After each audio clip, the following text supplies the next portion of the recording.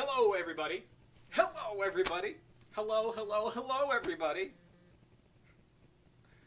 And welcome to Behind the Comics. My name is Christopher Clark. Chris Clark for short. And this is your weekly, bi-weekly, however often this comes out, dose of me telling you the stories behind the comics I own and why you should, or shouldn't, own them yourself.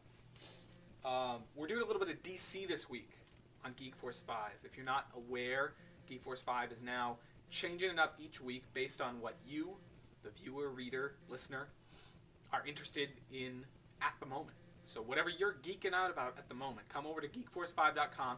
There's a What Are You Geeking Out About box. Drop your note in there. You can help determine what we're going to be looking at next week. So this week we're looking at DC Comics. They just finished up Final Crisis. Recently, the death of Batman happened. I'm not a big DC guy. My flirtation with DC is really just that, a flirtation, and it's happened over the course of, the entire time I've been collecting comics. Every once in a while I come back to a DC title. Back when I first started, I read Batman and the Avengers. Those were the and Amazing Spider-Man and New Warriors. There's like 4 titles there that I started out with that I was collecting every month. And to some extent or the other, I've sort of been fascinated by those characters the entire time I've been collecting comics, 15 or so years, maybe a little bit longer than that. I want to talk a little bit about 2 Batman series tied together by one thing. You've already seen me talk about Jim Lee as one of my favorite artists from the 1990s. Right, well, at some point Jim Lee goes off to form Image Comics, leaves Marvel. At some point after that, Jim Lee's studio gets bought out by DC, and DC brings him up to the big leagues and has him draw Batman. Now this series started in December 2002, so went into 2003. Now that's pretty funny. Look who's on the back. Patriots. Tom Brady on the back with a milk mustache. December 2002.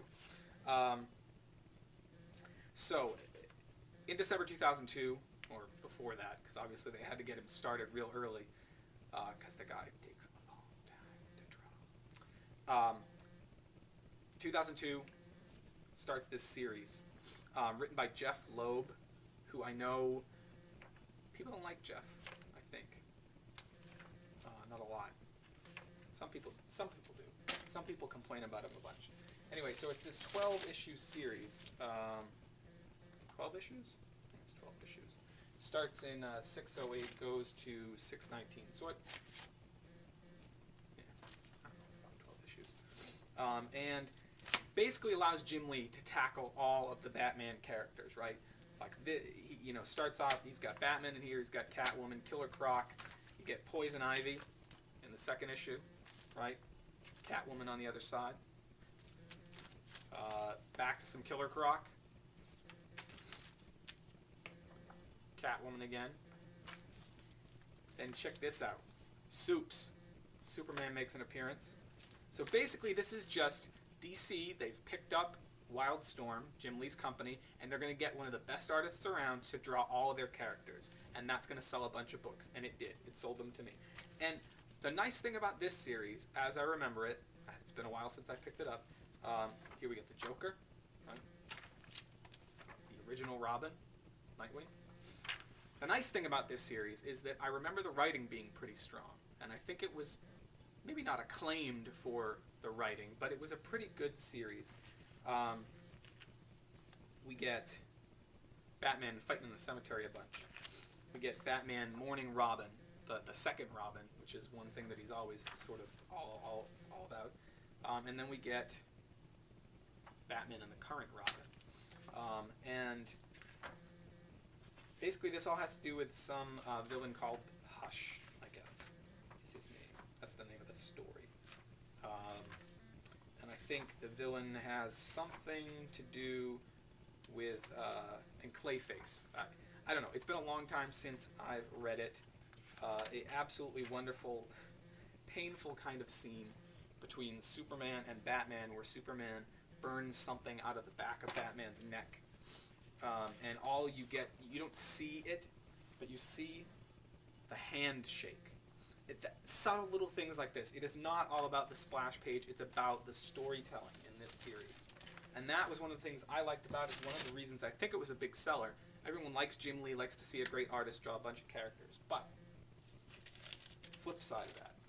So they decide they're going to launch All-Star DC, right? And it's going to be All-Star Batman, All-Star Superman. And I guess the Superman one did all right. I did not read that. But being a big Jim Lee fan, I was like, I'm going to pick this up. Even better, Frank Miller is supposed to be writing it. Frank Miller, one of the best writers out there. But this series, my friends, if you don't know already, is a complete mess. So this series, the one about Hush, came out in 2002. Pick it up, definitely. This one, avoid it like the plague. It's not that hard to avoid because it hardly ever comes out. First issue came out, let's see, what's the date on the first issue of this?